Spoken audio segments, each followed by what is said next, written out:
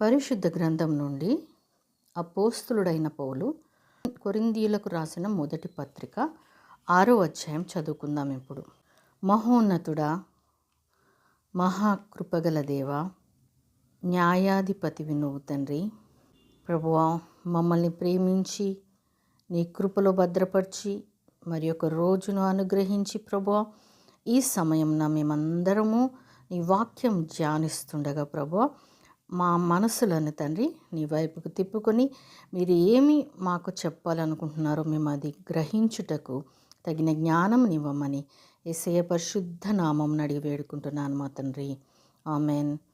పరిశుద్ధ గ్రంథం నుండి అపోస్తులుడైన పౌలు కొరింథీయులకు రాసిన మొదటి పత్రిక 6వ అధ్యాయం చదువుకుందాం. ఇప్పుడు మీలో ఒకనికి మరి ఒకనికి మీద వ్యాజ్యం ఉన్నప్పుడు వాడు పరిశుద్ధుల ఎదుటగాక అనీతిమంతుల ఎదుట వ్యాజ్యమాడుటకు తెగించుచున్నాడా?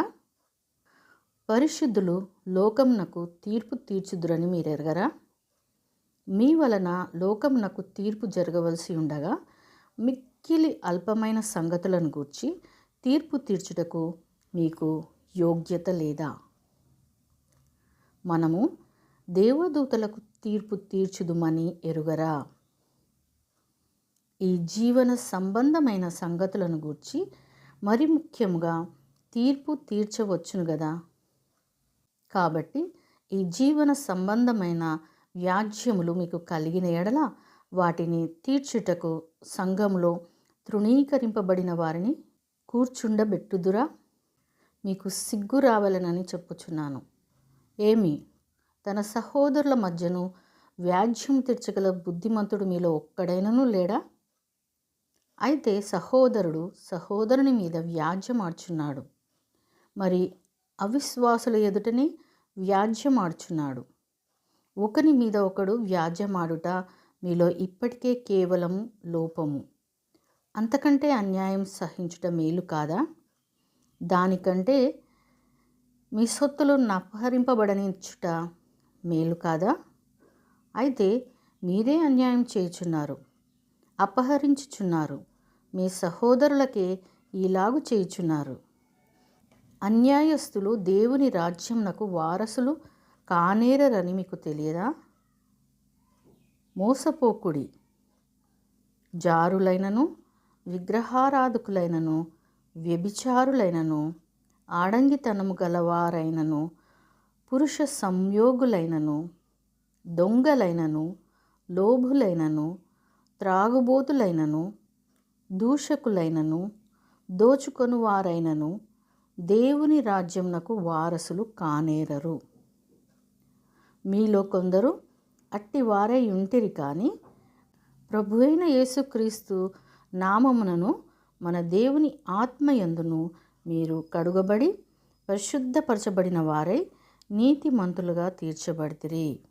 అన్నిటి యందు నాకు స్వాతంత్రం కలదు, కానీ అన్నీ చేయదగినవి కావు. అన్నిటి యందు నాకు స్వాతంత్రం కలదు, కానీ నేను దేని చేతను లోబరుచుకొనబడనొల్లను. భోజన పదార్థములు కడుపునకును, కడుపు భోజన పదార్థములకును నియమింపబడి ఉన్నవి. దేవుడు వాటిని నాశనం చేయును. దేహము జారత్వము నిమిత్తము కాదు, కానీ ప్రభువు నిమిత్తమే. ప్రభువు దేహము నిమిత్తమే. దేవుడు ప్రభువును లేపెను, మనలను కూడా తన శక్తి వలన లేపును. మీ దేహములు క్రీస్తునకు అవయవములై ఉన్నవని మీరెరగరా? నేను క్రీస్తు యొక్క అవయవములను తీసుకొని వేశ్య యొక్క అవయవములుగా చేయుదునా? అదెంత మాత్రమును తగదు.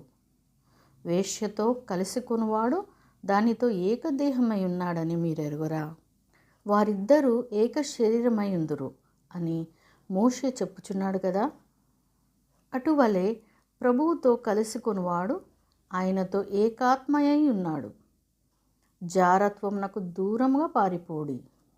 మనుష్యుడు చేయు ప్రతి పాపమును దేహమునకు వెలుపల ఉన్నది, కానీ జారత్వం చేయువాడు తన సొంత శరీరమునకు హానికరముగా పాపం చేయుచున్నాడు.